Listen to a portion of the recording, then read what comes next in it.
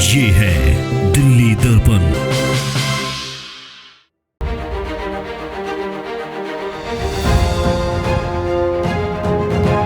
Sir मेरे शिकायत पे कोई कार्रवाई नहीं हुई है।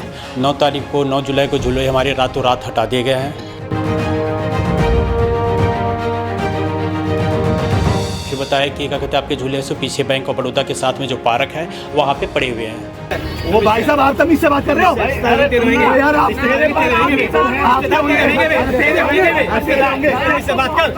उन्होंने गुंडागर्दी करके पुलिस प्रशासन की मौजूदगी में एमसीडी को उठाने नहीं दिए हैं।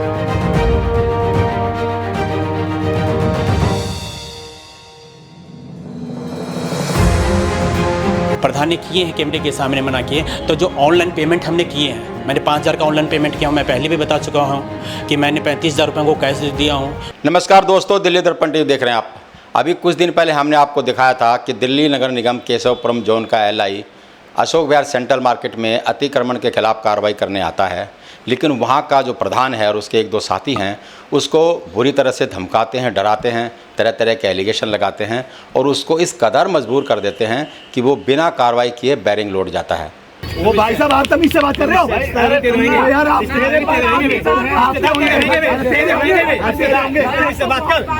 उसके साथ बदसलूकी भी होती है, हाथापाई जैसी नौबत भी आती है, लेकिन पुलिस की मौजूदगी में पुलिस मूक दर्शक बनी रहती है। कोई एक आध बार सवाल ज़रूर उठाती है कि आखिर वो प्रधान किस कैपेसिटी में उससे वो परमिशन मांग रहे हैं, लाइसेंस दिखा इस तरह का। ओए हो, कौन से कागज है उनके दिखाइयो, आइयो आओ दिखाओ। मंडू का है ना, मैं आओ दिखाओ, क्या करा वो दिखाऊंगा मैं। उनके कागज चेक करने के लिए नहीं मैम, ये अथॉरिटी है ना, मैं कंप्लेनेंट हूं। मैं कंप्लेनेंट हूं, कंप्लेनेंट आपकी कंप्लेंट पे मैं मंडू को मैं आया मैं मंडू आया हूं मैं। और उसके बाद एक शख्स मेरे साथ खड़े हैं, जितेंद्र कुमार, वो आते हैं। इनका ये आरोप है कि वो 15 साल से वहाँ झूले लगा रहे थे, जिसे प्रधान ने रातों रात उखड़वा करके फिकवा दिया।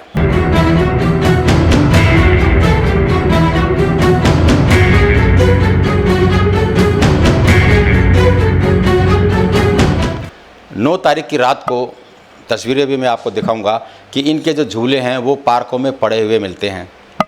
10 तारीख की सुबह को वो पुलिस की पीसीआर कॉल करते हैं, पुलिस को सूचना देते हैं, शिकायत करते हैं पुलिस की, उस पर कोई कार्रवाई नहीं होती, बल्कि जो लोकल बीट अफसर है वो आकर के इन्हें कहता है कि आपके पार्क में झूले पड़े हैं, आप उठा लीजिए, और इसकी शिकायत पे कोई कार्रवाई नहीं होती।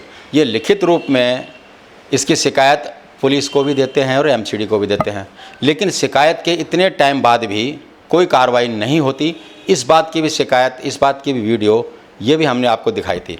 और इस वीडियो के आने के बाद जो प्रधान है उन्होंने खुद एक वीडियो जारी किया है एक लोकल चैनल के माध्यम से, और वो कह रहे हैं कि हमें तो पता ही नहीं है इस बात का।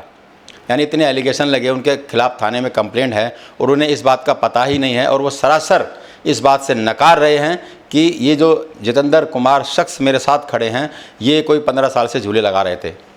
क्या बात हुई, वो जो सवाल उठा रहे हैं और इनके दावों में कितनी सच्चाई है, इसकी भी हम आज इनसे चर्चा करेंगे। बहुत सारे लेटर्स, मैसेज इन्होंने मुझे दिखाए, और जो ये दावा कर रहे थे कि कोई भी पैसा इनसे नहीं लिया जाता था। जितेंद्र, 9 तारीख को आपके झूले हटे और 10 को, हाँ। तो उसके बाद से क्या कार्रवाई हुई आपकी शिकायत पे? सर मेरे शिकायत पे कोई कार्रवाई नहीं हुई है।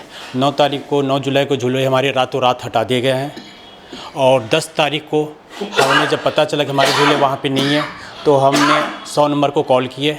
100 नंबर वाले आए, मगर उन्होंने कुछ वैसा मुझे नहीं बताया। बोले क्या कहते हैं कहीं भी पड़ा रहेगा तो कोई भी उठा लेगा।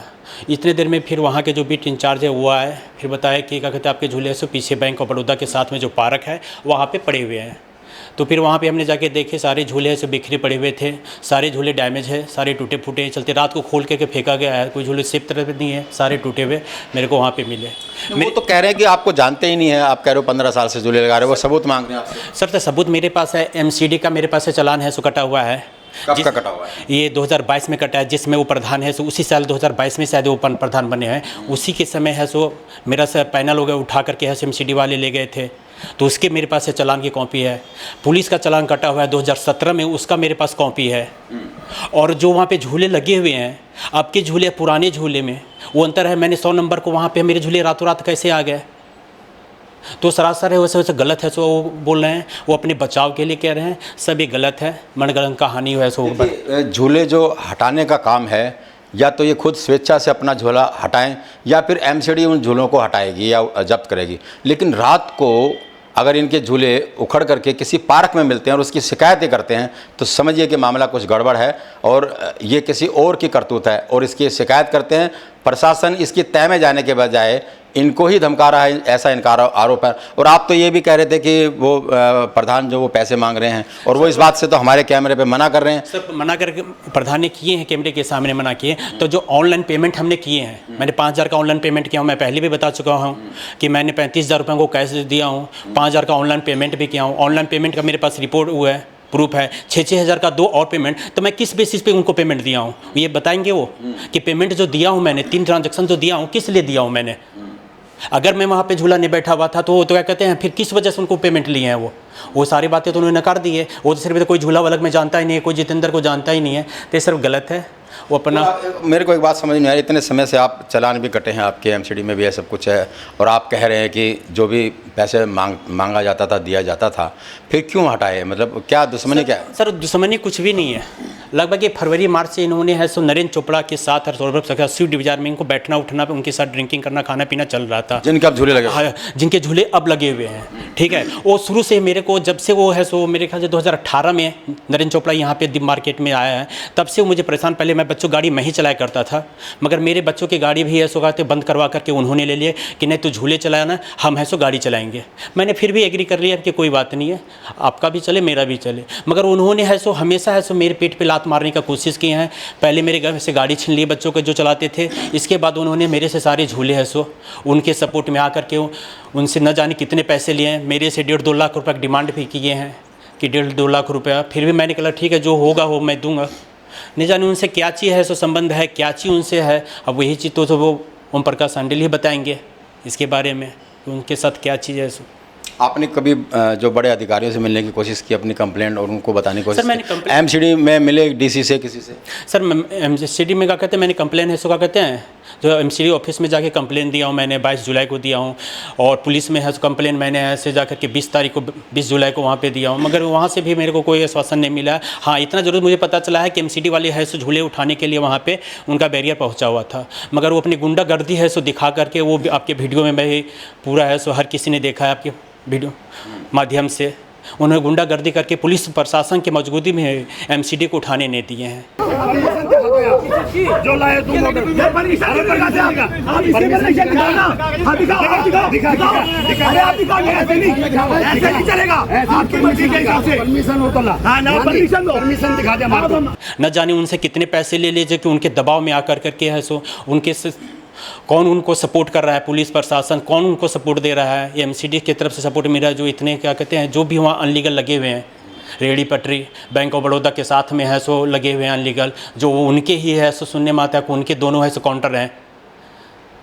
चलिए, तो बिल्कुल ये जो आरोप लगा रहे हैं वो उसके पीछे तथ्य भी हैं, तर्क भी हैं, और आप सब ने देखा कि उस वीडियो में किस तरह से एलआई को धमकाया गया है, यानी जो वो अतिक्रमण के खिलाफ जो कार्रवाई करने आया। लेकिन हैरानी इस बात की नहीं है कि एमसीडी और जो माफिया है या जो लोग हैं जिनमें प्रधान का नाम भी शामिल बताया जा रहा है, इस तरह से इतने बड़े पैमाने पर वहाँ पर रेडी पटरी इन सब से उगाही करते हैं, उन सब से 2 नंबर में पैसे लिए जाते हैं, इस तरह के आरोप लगे हैं। लेकिन देखा पहली बार गया है कि इस कदर खुलेआम दादागिरी चल रही हो, किसी के भी झूले उखाड़ करके फेंक दिए जाते हों, नकार दिया जाता हो, और एलआई अगर कार्रवाई करने आता है उसको धमका करके भगा दिया जाता हो।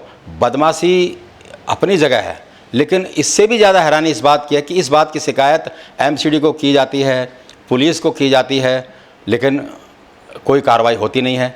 सवाल पुलिस के बड़े अधिकारियों पर भी उठते हैं। एक कंप्लेंट एक एनजीओ ने बाकायदा पुलिस को और एमसीडी को पार्टी बना करके की है कि दिल्ली नगर निगम और पुलिस के जो अधिकारी हैं निचले स्तर के, वो प्रधान को शय दे रहे हैं, और एक बहुत बड़ा नेक्सस चल रहा है इसी तरह की उगाही का। और इसमें दम भी है, क्योंकि आप अशोक विहार सेंट्रल मार्केट के आसपास अगर आप घूमेंगे, चारों तरफ जाएंगे, तो आपको बड़े पैमाने पर वहाँ रेडी पटरी खोमचे वाले तरह तरह के इनकी संख्या लगातार बढ़ रही है। लेकिन अगर आंखें बंद हैं तो आप समझिए कि इस तरह की दादागिरी के बावजूद भी एमसीडी के अधिकारी को इतना डराया और धमकाया गया, लेकिन डीसी चुप है। डीसी ने कंप्लेंट तक नहीं की।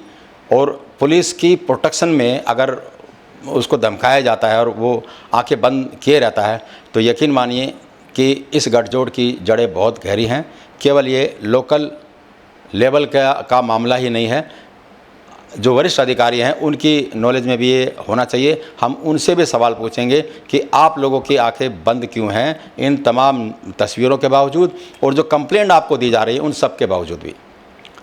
राजेंद्र स्वामी, दिल्ली दर्पण टीवी। लेटेस्ट खबरों के लिए सब्सक्राइब करें हमारा YouTube चैनल या फिर लॉग ऑन करें www.delhidarpantv.com। खबरों की कवरेज और विज्ञापनों के लिए संपर्क करें।